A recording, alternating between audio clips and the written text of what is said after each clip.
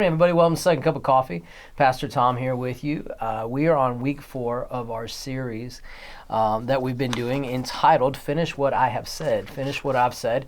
And we've been walking through the life of Mary birthing Jesus over the last 3 weeks. Last week we ended up with her pondering in her heart the things that were spoken about her son. And right here with me to have a conversation is Lauren Gonzalez. She is our Sunday school superintendent here at Rancho Christian Center. Wonderful woman of God, one of the people that I tell her as often as I can, she gets to live her purpose every day. And she'll talk to you a little bit about that and kind of what it looks like in her life, maybe a bit of her testimony. I don't know where all we'll end up today, but there's this place, Lauren, let me give you a little back. Lauren has 5 adult children? 5 adult children, all over 20, or late teens. Over 21. All over 21. Okay, so I'm not in that place yet. And if you want to know what like a youth hostel looks like in another country, just go hang out in their living room. They got people coming in, going out, friends. They got all sorts of activity going on, and it's wonderful, I'm sure. But as a mom, I'm sure you have promises, right? Maybe even prophetic words you got about your kids, maybe when they were born or when you were pregnant or just different times along the way.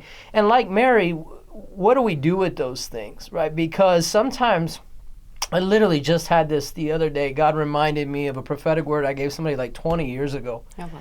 And he said, you need to remind them, because I did say it. And this is, and so I didn't call them. I sent them a Marco Polo, and we had a conversation about this. So sometimes they're long in coming. Yeah. Jesus wouldn't start his ministry till 30 years old. So Mary's there from the beginning. That's 3 decades of a lot of time passed, a lot of just day to day. I think, Lauren, honestly, sometimes Christians just get tired of the day-to-day. Yes. But there's a lot of day-to-day, right, as a mom, right? There's a lot of day-to-day, like Ileana and I talk about this with our own kids, especially when they're little. They would regress before they move forward. Yes. Very, very true, all the way up into adulthood. Yes. So when they're in their 20s. So, yes. And that's got to be more frustrating because after a certain age, I would imagine it's more hands-off in the sense that they're your kids, but what I mean by that is they're adults, so that's got to be hard. But let's talk about, can you just talk to us a little bit about how you practically continue really to mother, because I think you see it with Mary with Jesus at the turning water into wine. Right. She kind of, she's continuing in the place that God has given her. To see those promises come forth and kind of some of the things that God maybe is showing you in the midst of that. In our home, we have a statement on the wall that says family, faith, and love. And that's how we run our house. Those are our foundations. And when the kids come to us, whether they were 5 or they're 20, the first thing we always do is pray. Because without prayer, we're not going anywhere. Yeah. So we really need God to be present in that, not only for our parenting, but for the support and comfort to know that we really do stand on our faith. And, I have kids in all different walks of life, not walking, 1 foot in, 1 foot out. You're talking about faith, walking with God, not walking kind of in, kind of out. Yeah, right. Fair enough. Yeah. And, Will and I really, really try and model that even when you fall, even when there's struggle, that you have the grace of God to revert back and say, okay, God, I messed up. Where do I start? How do I get back in? That's reading the Word. That's getting reconnected. That's having time praying. That's just saying, okay, God, I want to follow you and be obedient, so I want to hear you. So please, Holy Spirit, come speak so that I don't have to feel the chaos and the disruption in my life and where that moves me forward so my story isn't the same, that my story changes because of the path that I'm walking. So you direct them back to their faith. Yes. Is the starting point for your story and change, and it's going to start here. Yes, and even, my oldest, he accepted the Lord. He knows who he is. There was a passion and relationship, and a pivotal thing happened in his life. It took him down an area that, until you're ready to deal with those hard spots in life, you hear all the things that the enemy wants you to hear because it's easy. Right. And it's hard to do the hard work sometimes to really get the full walk that God has for you and the full potential of life and all the things that he really has for us. And though life is hard, whether, you're in ministry, whether you're just, beginning a relationship with Christ, it's hard. Yeah. And separating from your parent to an adult to make that relationship yours and not I go to church because my parents go and those And you're things. talking about making the relationship between me and Jesus Yes. mine. That is a tough transition. It's hard, and I've understood that more through just getting counsel and saying, hey, this is kind of where we're at, and I think I'm looking at it closed-minded. I'm not really grasping all of that. And as I've prayed into it, as I said, okay, I need to nurture, but I need to let them grow. What is that balance? I was, as you were talking, I don't know if you saw the Passion of the Christ, but there's a part where Jesus is carrying the cross to Golgotha, and he falls. And she has this flashback of when he's a little boy and he fell, right, and he's crying, and she went and picked him up, right?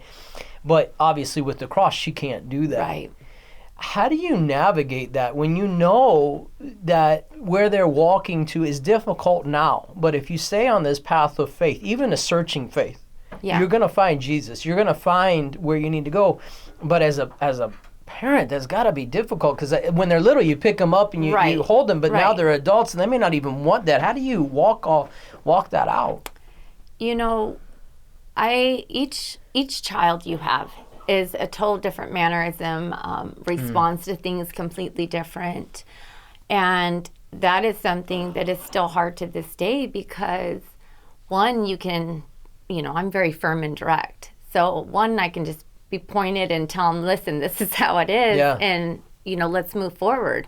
This is how you get over the hurt. This is how you, grow from it. Right. And then there's others that you have to say, do you want help, or do you want to vent, or do you not want to talk to me? Go talk to this person, because there's that, well, you're my parent and I'm an adult. What does that really look like? Because you're just going to tell me what you want me to hear. And so there's all those facets that you have to kind of know how to encourage your kids with, because ultimately you don't want to see anyone hurt, and I have a big heart, so it's not just my own children, it's the kids in Sunday school. It's, young ladies I see out on the streets that just, you can see the hurt and the drain in them, and it's just like, let me help you, But not everybody's I and so at that time, I get to go to my prayer closet because I cannot push them to be better or to heal or to fix a situation at that point in life. Even your own children, you can't push them to heal. No. And I think that's key. If you're a parent, I'm a parent. I'm not as far down the road as you are. My kids are, younger, but I want to file that away because I can't push them to heal. But I do need to be, I think, leading them to show them, even out of my own life, this is how I healed. Yes. This is who met me. This is what has transpired because of these decisions. And that, to me, when I'm looking at Mary and I'm looking at Jesus, she's in a different situation. I get this is Son of God. You don't get much more perfect than that. I get that. But this conversation, guys, is really about how do we let go and let God, right? Because even the crucifixion, he's the Son of God, but she's still a mom. It was the course of his life. That was his purpose. That is what he set his face to do because of the greater result. And I love what you said. I go to my prayer closet because, my mom taught me this. When I get my hands on it, he takes his hands off until I get my hands off of it again. And it's really easy to take your hands on it, right? Because you want to fix it. Yeah. And it doesn't always work that way. And we'll kind of end with this, but have you seen where you got to lay hold of it, right? And you're like, look, it's almost like you take it away from me, like, look, I'll fix it, How does that impact the relationship, though, especially in their 20s? Because I would imagine it's like, I'm an adult. I want to figure it out or whatever. Is it negative? Is it positive? Or just depend on the kid? I'm going to say it depends on the kid, but I do have one that I think sometimes awaits that, no, I don't want you to do that, and waits for the instructions. So there's a foundation of like stability that when I say this, for instance, my friends want to go out, but I don't really want to go there, but I don't want to tell them that I don't want to go because I don't want them to be upset with me. But if my mom says or my dad says, then I have an out. Right. And so it's trying to navigate whether that is that time or, so I have to pray and ask, like, God, I'm not feeling this. My spirit says no. So do I act on it, or do I say, this is what I would say? But, you are an adult. You have to make these decisions. And so that's kind of where I balance that out with what I'm feeling, because I really do trust the Spirit of God within me to give me that discernment to say, this is a hard no. And so I kind of go off of that just with it and trying to figure out the right thing. And it's not always right. The key is the discernment, right? Yes, very much. Right, and then sometimes I would imagine you have to risk it. Yes. Like, look, you may not like this, but I think this is a bad idea. Yes.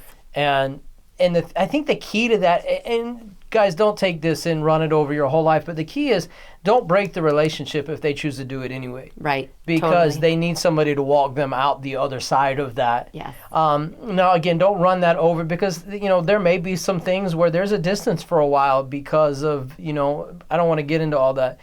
How does this apply to Christmas? How does this all come together? We've kind of put a bow on it since we're in the Christmas season. It's this. As parents, as a mother, not just a mother to her children, but I think a developing mother in the faith, Lauren is called to help people get to their purpose.